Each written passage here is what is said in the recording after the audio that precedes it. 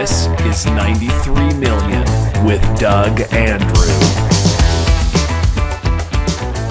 Welcome to 93 Million with Doug Andrew, where we talk about how to optimize your assets, minimize taxes, and empower the three dimensions of your authentic wealth. My name is Greg Dukowitz, your host, facilitator, IUL specialist, and lover of filled donuts.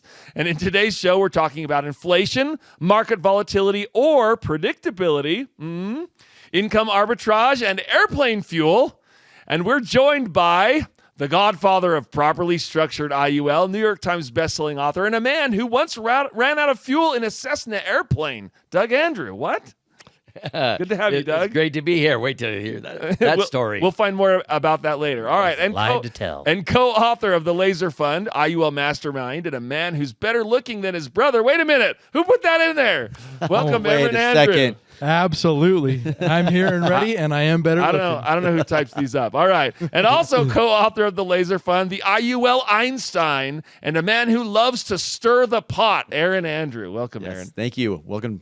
Happy to be here. All right. And our featured host for today, a treasure trove of wisdom, one of the greatest IUL specialists to ever live. Wow. What? And a man Loving this. And a man who's never afraid to speak what's on his mind, Well, Scott that's true. Reynolds, That a.k.a. is. Estou Scotty. falando muitas coisas e somente falo All right. palavras de sabedoria. That's enough out of you. All right, gentlemen. We're excited for today. Let's jump right in, starting with our first segment. How Doge this work? Doge, of course, is the Department of Government Efficiency. Love it. And the Department of Government Efficiency has been very busy garnering much acclaim and criticism, right? Depending on what side you're on. But regardless, they are considering sending out Doge stimulus checks, if you want to call it that, which are basically a portion of the savings that they're setting out to achieve over the next few years or so. Year and a half. So there's a big argument over if these checks would actually cause inflation. As you guys know, we're kind of at still around 3% inflation right now. And so would this make this worse? Is this something we want to be concerned about? So on one hand, Axios wrote an article where they quote a Judge Glock. That's a real name, by the way. I don't know if it's a judge or... Man, that name would have got banned last year. Judge Glock says it would increase the deficit, it would increase immediate consumer spending, and that would have inflationary consequences. But an AP News article quotes James Fishback: the more Doge saves, the less the government spends, and the lower inflation is. It's that simple.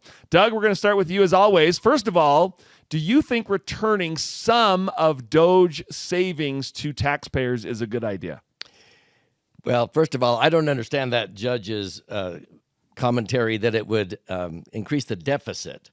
If it's excess money and the government keeps it and spends it, that increases the deficit, okay? Right. If the government takes that money, which they're going to take the bulk of, from what I understand, and pay down the national debt, that's good. Right. Now, the portion, whatever it is, 20% or whatever, Yeah, I think about 20, right? I think about 20. if it goes out Yeah. to the consumer, I would recommend the consumer reduce their debt. Now, that would be the wisest way, is to reduce their personal debt. Now, if they don't, if they go out and spend, it's not like when Biden sent out a bunch of money during COVID, because that actually increased the deficit. I mean, he was using borrowed money, okay? Right. Here, if they went out and spent, it would stimulate the economy. But it's money that the government has already taken. So giving it back, I think, is a good gesture. I would recommend that they use it to reduce their own debt, though, rather than consume. See, wise words. Emran, what are your thoughts on this? Well, it's our money anyway, isn't it not? I mean, this is our money. This is the taxpayer Right. money. It's just returning. How dare they? It's just Return returning some of taxpayer my money, right? Money. Yes. Well, and it is that simple. Again, if we're reducing the amount of money, the spending, that's what's going out there. If we're reducing that and we're giving a portion of that back, it's not going to cause inflation. Right. I think it's a wise idea because you do want to stimulate a little bit of the market, because you're actually going to destimulate a little bit by pulling all that spending out. Right. So you're going to pull a bunch of money out of the system, and it's a lot of false money. I mean, I've been talking about this for a long time, that we've got a lot of false money in the system, in the market. And this is really, really healthy, especially long term, to get this false money out of the system. And if we can give a piece of that back to the American people so that they can, better their own situation, whether that's paying off their own debt or whether that's, putting it into themselves, that is, I see that nothing but positive. Okay, that's great. Aaron, your thoughts? Yeah, I think I'm on the same line that I think it's going to be great if they could get that money back. If they can get that savings. Yeah, right? if they can first get it. Because, Yet of course, to right be now, determined. they're cutting, but so far it's been like small amounts overall speaking, right? It hasn't been as big as they want to get. Right. But what's interesting, too, is just thinking of the tariff idea right now is if tariffs could, of course, cause inflation. That's a big worry. We'll see if it's going to be more of a bargaining tool or if that's going to be also be going into effect and that might cause inflation. I think that would be more of a worry of inflation than this. I think this is going to be a great idea to get, if they do take 20% of that and give it back to the people that it was being spent elsewhere, kind of like a refund. Yeah, I think it's a good idea. Do you think it's kind of like what Doug said too? It's good to get Americans back into the mindset of cutting spending because right now the government we're $36 trillion in debt, right? Yeah, and it's maybe creating a culture of cutting spending, right? Right. In the government that we've never had before, Correct. right? Got to get out of this consumption mentality. Yeah, get a little bit more into preservation. So maybe that's a different. I think people are realizing where money is being spent too. Yeah, right. Yeah, I've owned a card game and board game store the last 5 years, Yes. and during that time, COVID checks paid for a lot of trading cards like Pokemon, Magic, baseball cards, and that industry also got overprinted because all this money flooded into the market. Right. Now, a lot of those cards today just aren't worth as much because people spent it rather than saving it to, pay for their food or pay bills and things like that. Right. Okay. Well, Doug, back to you. Just to follow up on this kind of topic. Americans kind of grapple with inflation. They know it affects the price of eggs, right? But how do you identify inflation from a saving standpoint or a rate of return or a retirement standpoint? Why does inflation matter to Americans, and what does it really mean to have inflation in terms of savings and investment accounts and things like that? Yeah. Well, of course, inflation is the cost of living increase, okay? And what you have to understand, especially if you're managing your money, too many Americans are rowing upstream, so to speak, in a bank or credit union at 3 or 4 miles an hour at best, at 3 or 4% interest. And the current of inflation is coming down at 5, 6, 7, 8, 9, okay? You're going backwards. Right. You have to have a rate of return. Even though you're rowing as hard as you can. You have to have a rate of return that's equal to or greater than the inflation rate, or you're going nowhere. In fact, you're probably going backwards. So that's the critical thing to remember. And so you have to have a strategy, which I think we'll get into, to outpace inflation, or actually have inflation work for you instead of against you. I don't like inflation any more than anybody, but it doesn't hurt me. It actually helps me with our strategies. Yeah. Aaron, any thoughts on this? Yeah, I mean, with inflation, it's just I think a lot of people worry about it, but they don't understand how much it can affect their retirement.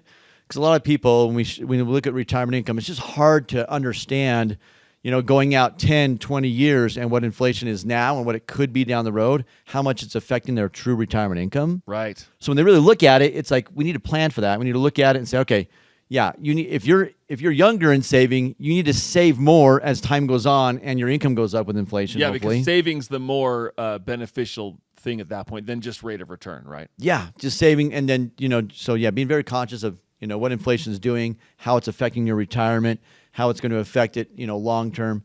I think people just need to really understand it for sure. Yeah, Emran, thoughts? Yeah, like kind of feeding off of what Aaron said. Even in our book, original book, Millionaire by 30, that we co-authored with my dad, we talked about saving, and we talked about saving a percentage of your income rather than a dollar amount. So many people are I'm saving $200 a month or $500 a month. Well, that's great. The idea behind there, where we talked about getting to affluency or getting to be where your money's working more than you are, it's saving 10 to 20% of your income. So like he says, if inflation's going up, your income goes up. Make sure your savings is equivalently going up as well. So it's always 10 to 20% of my money, because otherwise, inflation is the great eroder of wealth and affluency. Right. Yeah. I mean, it erodes away your wealth and affluency if you do not have a strategy. If you're just blindly going about, you will end up not having any money or wealth, and you'll wonder what happened. Yeah. It's like a thief, right? Yeah, like I lived in Brazil in the early 90s. Yeah, you went through a period of hyperinflation in Yeah, Brazil. it was bad, and there was no incentive to save money. There was only an incentive to use it, because if I bought a thing of crackers today for $1, tomorrow they were $2. Right. The next day they were $7. Yeah. So you had zero incentive to save. Yeah. So, and that's, I think, unfortunately, what inflation a lot of times will do. So, Save up boxes of crackers and stuff. yep, buy crackers. All right, well, let's get to our next segment. But first, just a reminder that if you enjoy this content and you want to see more of it, please like and subscribe. And if you'd like to ask us a question, please comment on this video, and we may use your question in one of our next shows. How would that be? That'd be fun. All right, up next, inflation machination. What to do during times of high inflation. So, gentlemen, we talked about inflation, kind of the effects on us. But if you're out there kind of saving, we did touch on this a little bit.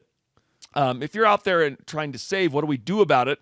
In a chart from usinflationcalculator.com, this is where Aaron goes for some light reading sometimes. It shows the last 10 years of inflation rates. And if we look at the first 5 years versus the last more recent 5 years, look at the difference, you guys. And of course, the delineator being COVID, right, at 2020. But look at that. Year 5 from 1.4 jumps to 7% inflation in year 6. That's a wild jump just like that. So, Emran, I want to go to you on this first. When inflation is like this, or it's a concern, what do we actually do during periods of inflation to combat against inflation? Yeah, I mean, obviously, first and foremost, be aware, right? Just don't put your head down in the sand and go about blindly, but be aware, because when inflation goes up, interest rates go up, right? It follows each other. And so as interest rates go up, I'm able to actually put my money away and earn higher returns. And so if I can earn those higher returns, I can make sure I stay ahead of it, because the only way to really stay ahead of inflation is 93 million. It's the miracle of compound interest. Compound growth. That You're giving it away. is the answer. You That's gave the it answer. away. You just gave it away. That was the punchline. We're done. Okay, great. Aaron, what are your thoughts on this? Well, to feed off of that, with indexing, with our favorite product, our favorite strategy is IUL, and with indexing, you have the perfect kind of vehicles to be able to, like what happened in the last few years with these rates that have gone up quite a bit, is we've had caps and participation rates, and returns on IULs go up a lot higher the last few years. So the last 5 years, returns have been very good. Besides 2022, of course, about a year and a half there, the market went down. Yeah. But guess what happened that year? What did we get? We got zeros to hero, right? Yeah, that's right. So we got zeros to hero. And then with indexing on the other years, we've gotten great returns, and some of them uncapped, some of them capped, but with a guarantee of zero. And then, of course, which helps with combat inflation, is the tax-free component, of course. Yeah, that's great. Scotty, what are your thoughts on this? Yeah, the funny thing is with inflation or deflation is interest rates are relative, right? So 5 years ago, everyone was complaining about, my savings account at my bank right. was 0.2%. Right. But everybody loved 3% mortgage rates. Yes. Well, today everybody loves 3% mortgage bank rates, but Right. then they're complaining about The mortgage rates rates at 6 being or 7%. really high. So Yeah, that's interest right. rates are relative. If you understand that, then you want to put your money in places where it can also adjust with inflation. Well, and it's sneaky too, because they were saying, if you have a 1%, like let's say you're earning 1% in a bank, you're going, I'm earning 1%. No, you're actually losing 2%. Yeah. Right? Because if Cost of inflation is inflation. 3%, then you're actually losing 2, even though you think you're earning 1. Yep.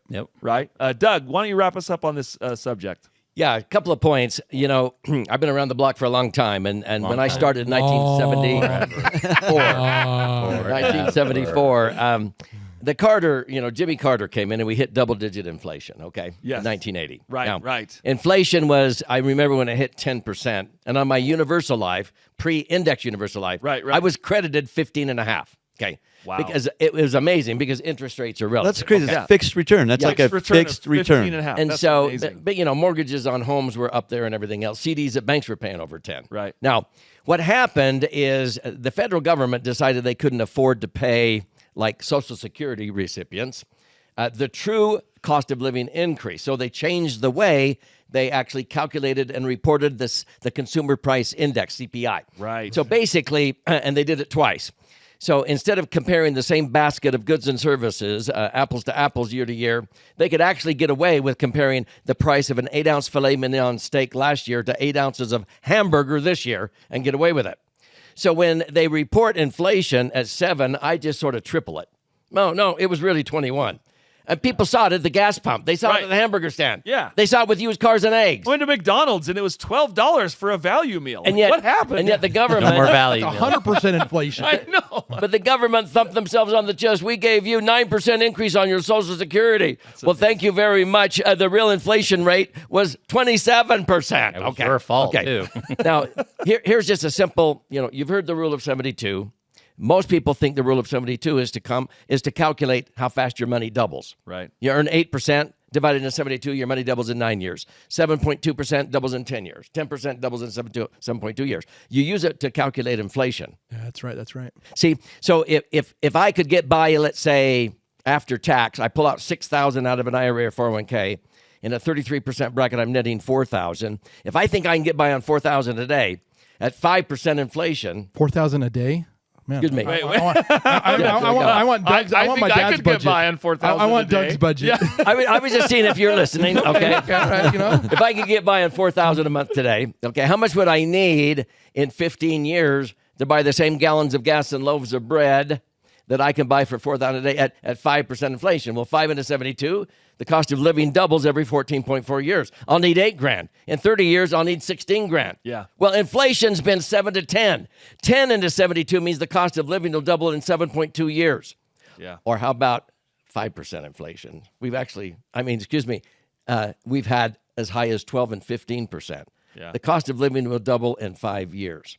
So that's what people need to realize.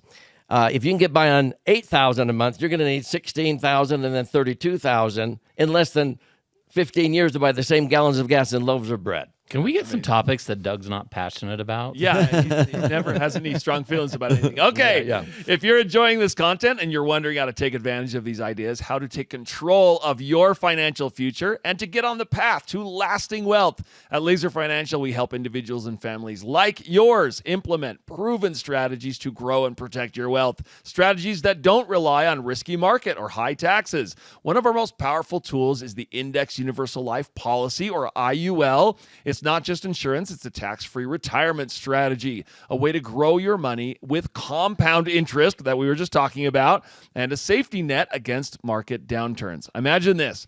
During retirement, your money grows when the market goes up. Ooh. But when it drops, your principal stays protected from those market downturns. And because IUL strategies can be structured for tax-free income, you get to keep more of what you've saved, worked so hard to save. Sorry about that. Whether you're planning for retirement or looking to secure a financial legacy for your family, we can show you how IUL can make all the difference. Go to laserfinancial.com or call 801-505-0409 to schedule a free consultation and see how these strategies can work for you. That's laserfinancial.com or call 801-505-0409. Don't wait. Take the first step toward a brighter, more secure financial future today. Also, hey, listen, if you're a financial professional tuning into the show and you're wondering how you can expand your business working with Index Universal Life, or IUL, you already know it's one of the most powerful tools in the industry. But let me ask you this. Are you leveraging it to its full potential? That's where IUL Insiders comes in. They've trained thousands of professionals like you to go beyond just selling policies. They show you how to build thriving, scalable businesses that set you apart from the competition.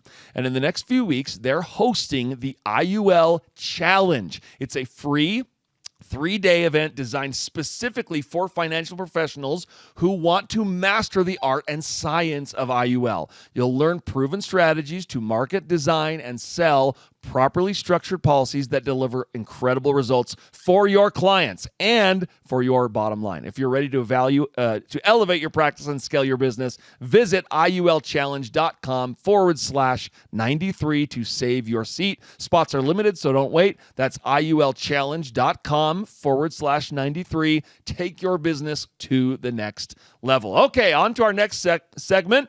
It's time for some R&R. Oh, I like the sound of Risk, that. risk and return, that is. How risk and return affect your heartburn. Huh? How'd you like that? Okay. Sorry, I apologize. According to an article by Investopedia, they said that potential return rises with an increase in risk. Huh.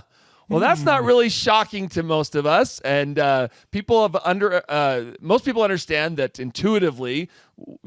All of that when risk goes up, return can go up, or vice versa, right? But as Americans, we often want the best of both worlds. We want to have our cake and we want to eat it too. Aaron, as Americans, can we have our cake with risk and return? Can we have our cake and eat it too? Well, generally, no. You don't like cake, though. Yeah. This thing is, I don't get heartburn anymore because I don't eat. Anyways, I don't. Yeah. I don't eat we cake. know. All right, You're better than all of us. Okay, we get it. I got rid of my heartburn. And Okay. no more happiness. We won't go there today, but Not today. yeah, generally, show. Generally no. But with indexing, what's cool is you can have your cake and eat it too. If you, kind of when you talk about indexing, because with IUL, we got the indexing strategies where, as I mentioned before, we have our floor of zero is the hero. So we have protection, because a lot of times if you put your money in the bank like we were talking about earlier, you're going to earn 1, 2, 3, 4% maybe right now. Right.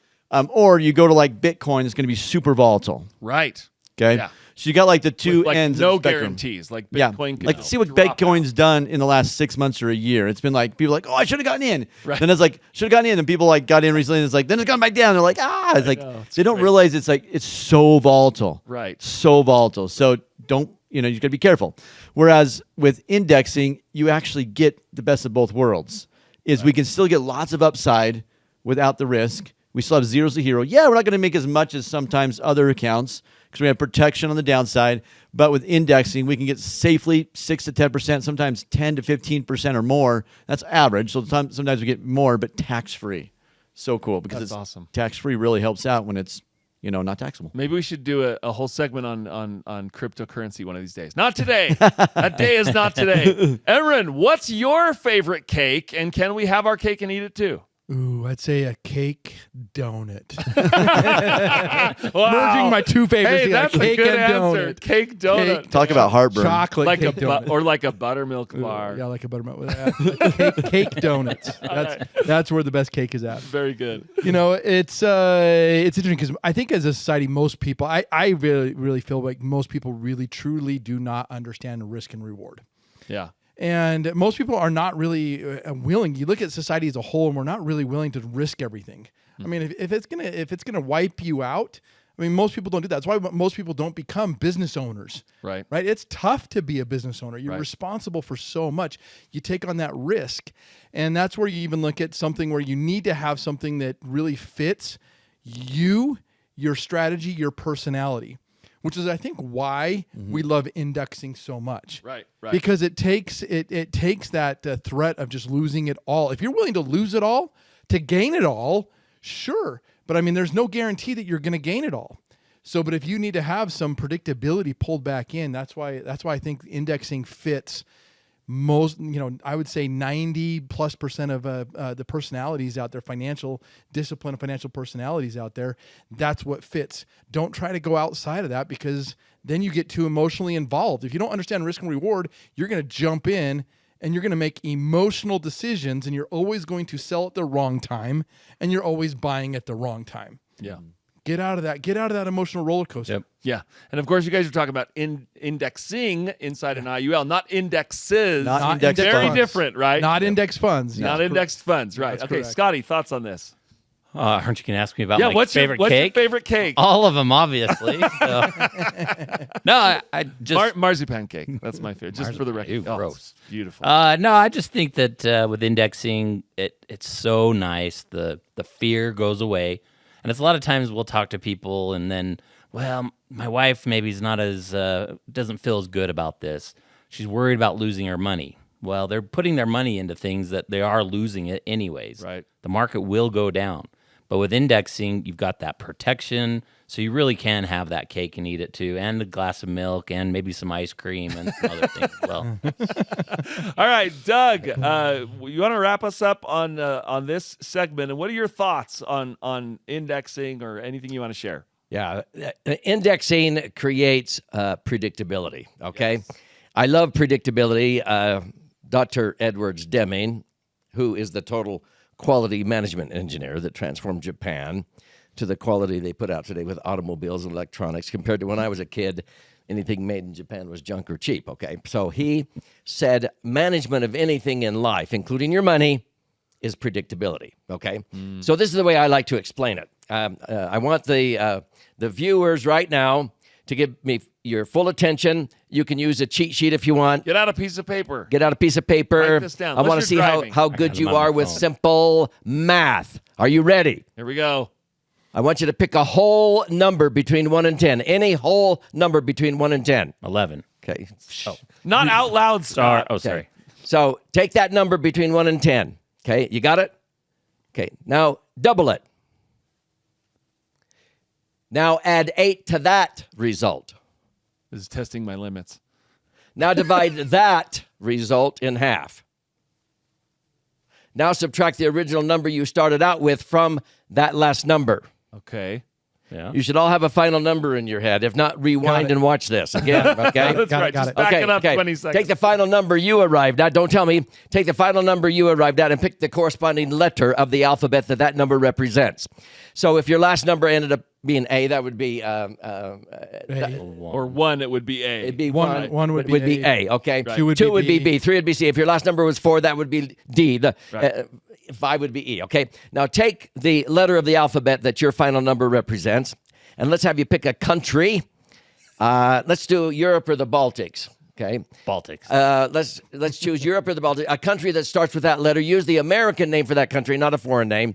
So A might be Austria, B, Belgium, C, Czech Republic, D, Denmark, E, England, Estonia, F, France, G, Germany, H, Hungary, I, Ireland, or Italy, okay? So Have you got a country? Yeah. Take your country that you arrived at and take the last letter in the name of your country and pick a zoo animal that starts with that letter. Wow. An animal that's not indigenous to the United States, but a zoo animal starts with that letter, okay?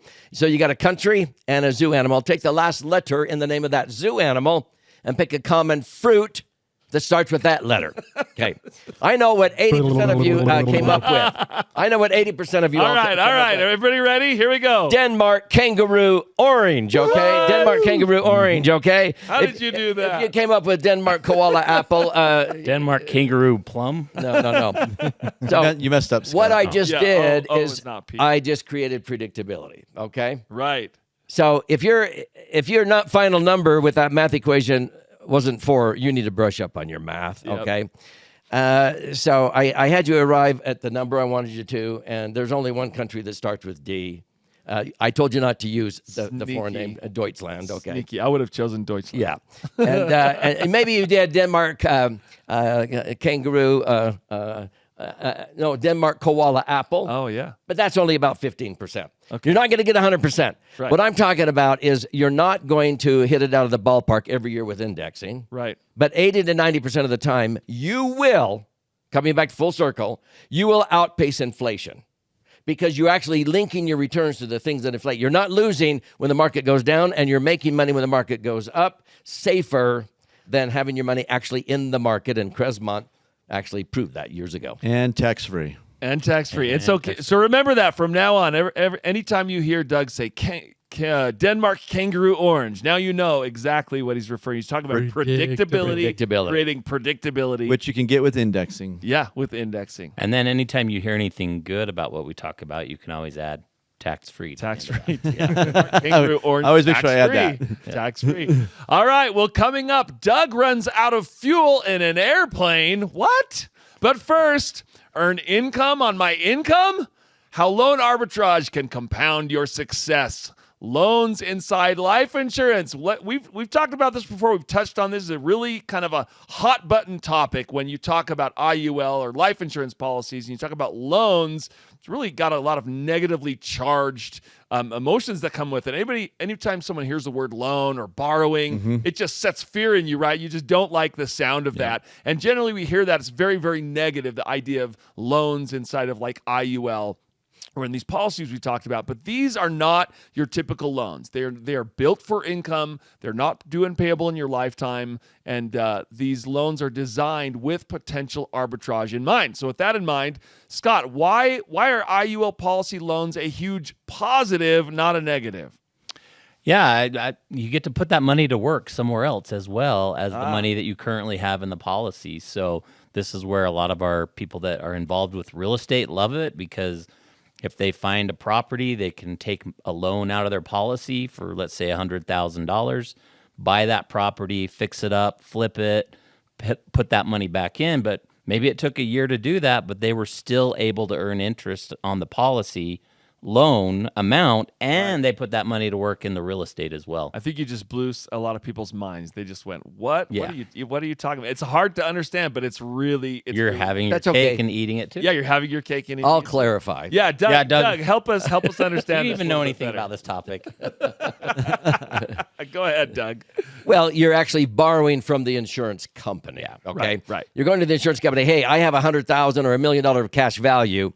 The insurance company will loan you the equivalent of your interest if all you want to do is take interest, or you can go in and borrow 90, 93, 94%. And you're borrowing from the insurance company, and your cash value is staying there as collateral, earning interest. So you're not technically borrowing your money, okay? You're borrowing from the insurance company using your cash value as collateral. That's how it's compounding at a rate of return usually greater than what they're charging you on the loan. But what's the benefit of a loan? Loan proceeds are tax-free. Yes. If I borrow to buy a car or a house, I don't have to pay tax. That's not income. It's tax-free. And you can pay back a loan when you want. Whenever you want. Yeah. I mean, other things, you take money out of another investment. You don't have to pay back the loan, right? Yeah, you don't have to pay it back. It just gets deducted when you die. It's got to be paid back. Yeah, there you go. Yeah, it gets paid off when you die, because they're not going to let you borrow more than you have with them. As Doug just mentioned, your money's in there. You borrow against it. They're only going to let you borrow as much as you have in there. Okay, the money in there is collateral. You pass away, it's paid off with the cash value and the death benefit. But typically we're borrowing like around 5 right now on these policies. Borrow at 5 while the money is still in there earning 6, 7, 8, 9, 10, sometimes 20, 30%. Just whatever indexing does, right? It could be 0, it could be knocking you out of the park other years. Yeah. Right? Yeah. It's awesome. Emery, you got some examples you can share with us. You bet. And really this is really at the key of what we've been talking about, inflation. And when you address this and implement this kind of a strategy, this is one of the best ways to combat inflation during retirement. Because it's like now you're in a spending mode. And so when you get into that spending mode, how do I combat inflation? So I'm going to go to the table here. We're going to go to the coffee table screen. Yeah, we're going to go to the coffee table screen. Okay, and on the table here, we're going to go ahead and walk through how this works. So when you access money out of from a traditional account, you're simply just you got like $1 million in there. If you want to grab $100,000, you pull that $100,000. Now you only have $900,000 in there. So you're slowing it down because now you're only earning interest on $900,000. Right, that makes sense. Everybody kind of intuitively understands that, right? So you're earning interest on a smaller amount of money. Right. Now what we look at in accessing money out of an IUL or a laser fund, it's different because we get to keep on earning this compound interest. Right. So what we mean like this is if in this example again, if we got $1 million in our accumulation value or cash value and it earns 10%, I've got 1.1 million. Right, I've got that 1.1 million in there, and if I want to take out 100,000, I'm going to take it out via a policy loan. Right. So we got that policy loan pulled over there. I'm borrowing from the insurance company. I'm posting the $100,000 out of my 1.1 as collateral. Where does that money go? Your pocket. Yeah, Yeah. it goes right there You in my use pocket. The picture right there. Right, it goes right in my pocket. I can do whatever I want with it. Okay, so now that it's in my pocket, but what happens to what's still going on with my 1.1 million? Well, I still have $1 million of cash value. I still have access to $1 million of the 1.1, but I'm still earning interest on the full 1.1.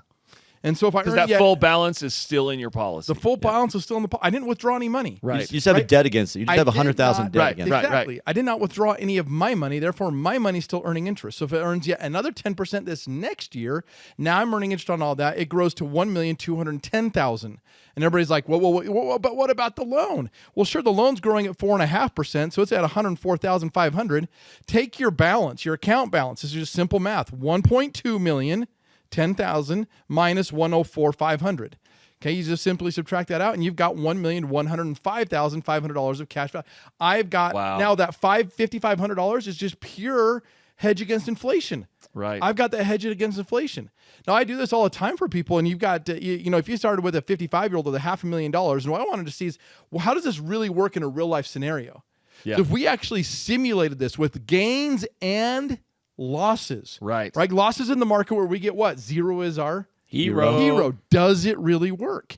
Here's somebody that's putting away $500,000. By the time they get to age 71, they're retiring. They got a little bit of over $1 million in their account.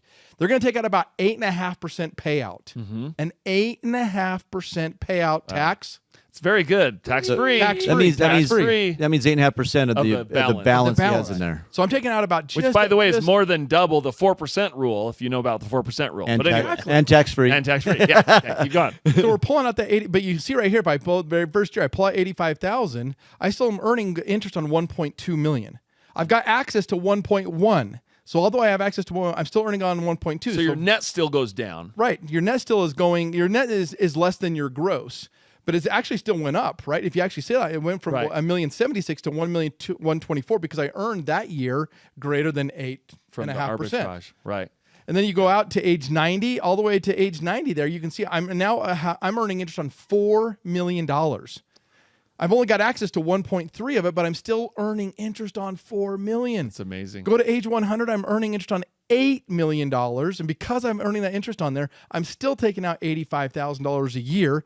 All along the way here, I've been taking out $85,000 a year, and I've got $2.93 million in my account. Net of the loan. So I tripled my account during retirement while I was still taking out 8.5% of my account balance every single year. Would you guys say this has got to be the most misunderstood aspect of these type of policies? Yeah. Well, a lot of financial guys don't even know. Oh, yeah. Most financial professionals have. I mean, if you're listening to this, we have tons of YouTube videos on this. Rewatch this again, but this is the most misunderstood. If this went over your head, just rewind it a few minutes and watch it again. Yeah, with a traditional, and compare this to a traditional investment where now your actual amount that you're actually earning interest on is a fraction of what we're earning. They're withdrawing the money. And I'm not required to leave behind $3 million, which means I could take out more money. Meaning I have a hedge against inflation. Yes. So, the thing is with this, Greg, is like we have clients doing this live right now. We have clients, for over 20 years doing this. Yep. I have a client recently that took out like over $1 million. He had $1.8 million in his policy. Took out $1.2 million for a business venture. Did that for a while and then paid it off. Yeah. And while he had the loan out, he didn't pay loan interest. It just added onto the loan balance. Right, because it's a loan balance, but also he's still having the compounded growth of his value in the policy. Like his $1.8 million is still growing. Right. But even if it earned zero, if his loan balance of 1.2 had 5% interest and just grew a little bit, not a big deal. Because other years you're earning double or triple the loan. Well, and then not only mentioned, but if he would have died in that scenario, his wife would now be on the hook for the $1.2 million loan. With if it was through a normal business, loan, a normal loan, yeah. But instead, she's going to get whatever's left over. Blossom to the death benefit, tax free. Loan gets and then we paid got off. clients, not just those examples. This example Emmer's shown, we have clients right now taking out this kind of money, less, more. One taking out $250,000 a year, tax free, $250,000 a year. Not paying any taxes on it. I love cake and eating it. Yeah, I just love cake. All right, Doug, do you want to wrap us up on this segment here? This is so incredible. Savvy business owners get it. I had a business owner in 2017. He had a strip mall he was wanting to buy for $17 million. He needed $1 million for the earnest money. He calls up and says, Doug, send me over that form. He meant the sheet of paper. He puts his name and his policy number. And it says, do you want to withdraw $1 million out of your IUL? No. Right. Do you want to borrow? Yes. Yes. Do you want a zero cost loan, a zero wash loan, where you borrow it maybe 2% and get credited to? No. Right. Do you want an index loan? Yes. Yeah. That year he borrowed $1 million at 5%. That's 50,000. Okay. Okay. He took that $1 million loan from the insurance company, fixed up that property and flipped it and made $3 million. In the meantime, his IUL got credited 25%. It capped out at 25%. He got credited $250,000 tax-free. Minus the 50, he netted 20% or $200,000 on his $1 million while he was using his $1 million to make $3 million. Wow. I mean, people they go, what? Yeah, I know. That's how money works. Yeah, that's You really can double dip the chip now that we learned that. So Yeah. just in that, Scott, not in real life. Oh, okay? no, okay. It's the last time I'm inviting you to a party. All right. If you're enjoying this content and are wondering how to take advantage of these ideas, at Laser Financial, we help individuals and families like yours implement proven strategies to grow and protect your wealth. Go to laserfinancial.com or call 801-505-0409 to schedule a free consultation and see how these strategies can work for you. Don't wait. Take the first step toward a brighter, more secure financial future today. This content is also brought to you by IUL Insiders. If you're a financial professional tuning into the show and you're wondering how you can expand your business working with Index Universal Life or IUL, join us for the IUL Challenge. It's a free 3-day event designed specifically for financial professionals who want to master the art and science of IUL. Visit IULchallenge.com/93 to save your seat. Spots are limited, so don't wait. That's IULchallenge.com/93. Take your business to the next level. Doug did what? What happens when an airplane runs out of fuel? Well, I think I know what happens. Doug, I've been teasing this story. This is a true story, right? It is true. I'm embarrassed to admit. Okay. All right. if tell you're us the alive to story. admit, though, that's pretty Yeah, good. I mean, you're sitting with us here, so we're grateful for Yeah, that. so- What happened? Yeah, I had a business trip, and I actually owned a couple of airplanes, a Piper 4-seater and a little Cessna 152 2-seater, okay? And I needed to go to Las Vegas, and I had taken that flight many times in both airplanes. I knew in the Cessna that I could fly as a crow flies or as a plane flies straight over the VOR stations, and I could get there with a quarter of a tank of fuel left. Right. So I'm not instrument rated. I can't land in fog. And so I fly VFR. That's called Visual Flight Rules. And so I get in this little Cessna 152 because the other plane was being used.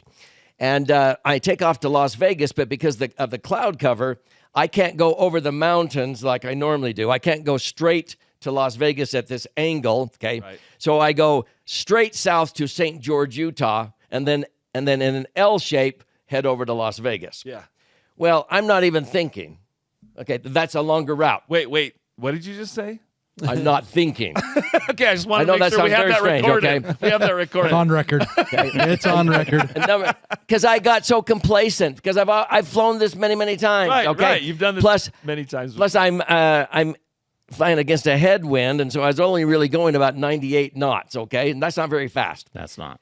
So anyway, I go down to St. George, and I start taking off, and I get halfway to Vegas, and for the first time in 3 hours, I look down at the fuel gauges. They were in front of me the whole time. The needles are buried in the red, both tanks buried in the red, not on empty, in the red. Can you imagine? And I went, and I had What my did you do again?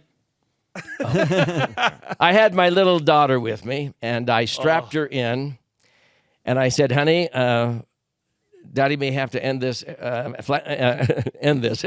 to land this airplane in a field or on the freeway, and hopefully we'll make it. And so I kept my elevation at 10,000 feet as long as I possibly could, and I was looking at where do I land so I don't hit telephone poles or power lines and all this kind of stuff. And I'm praying harder than I've ever prayed, okay? Wow. So I get into Las Vegas, and as I'm approaching, there's an Air Force base there called Nellis Air Force Base.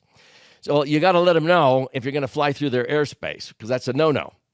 And so I called into Nellis on their frequency, and I said, this is Cessna 5155 Bravo requesting permission to fly through your airspace. And this guy comes on and goes, permission denied. We're doing F-16 maneuvers. You will skirt to the north immediately. And I said, I can't. I don't have any skirting I don't have any fuel. capability. I may land on your airstrip. He says, you'll Skirt's do too that. short. you'll be taking your own life in hand, okay? Oh, wow. You do not land here. And I said, I may be forced to, but I am going to fly through your airspace. He goes, okay. So he gets all the F-16 pilots on the same frequency.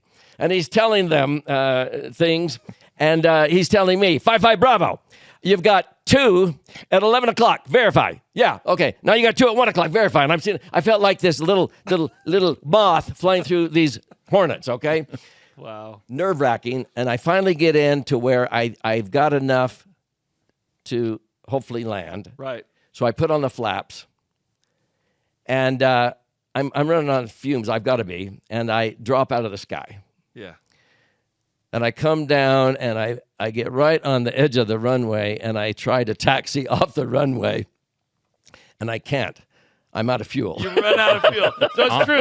You did run out of fuel in an So airplane. I ran out of fuel, But you were on the ground. and I hurried, and I hurried and got out, and I sort of pushed it and got off the runway, and I called the on the Unicom the guy to come out with the fuel truck, and he's acting like, "Who are you? We don't come out to you. Yeah, you come to us. you taxi in. He comes out, and I hold 13 gallons on each wing, and so that's a total of 26. He put in 28 gallons.